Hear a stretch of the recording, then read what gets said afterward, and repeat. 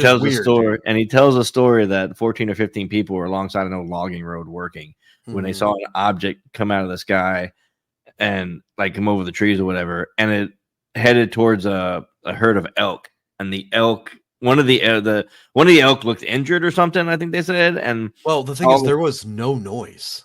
Like, yeah, for sure. And the elk didn't even know the thing was there.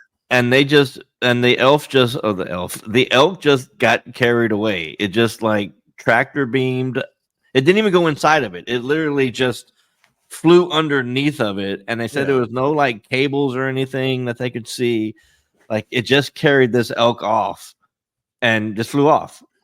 And like, you know, you got men that are in 20s, 30-year-olds in the 30-year-old range. All, I don't know if they were day laborers or what. They were all Spanish, so I don't know if it was usually. Yeah. So and you know, the object was like 6 to 7 feet long, 5 feet wide, and it had like a red and white stripe on it that had like weird paint on it, like but they weren't glowing. Enamel type paint. Yeah. So it was like a bright enamel paint, and they said it was probably a quarter mile away from where they actually were, from what they could tell. The weird part is like, first off, being taken away and it was like floating. Maybe there was like, it's like a tractor beam in a way, and they could just kind of, but it didn't suck it into the ship. That's exactly it. It just carried it. A specific area from the off the ground between the ship, as in. And they said that the elk didn't really react, like, you know, it was just kind of paralyzed. It was just like a statue. You know what I mean? It's like them just lying. It wasn't kicking and screaming or, you know, making any kind of noise or fighting at all. It just took off with it. No noise at all.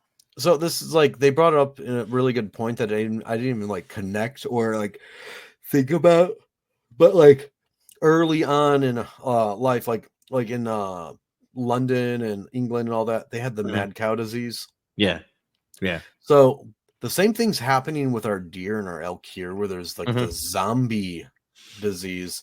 It's like a flesh-eating virus, or they call it something. I forget the name of what they actually call it. It was a really weird name.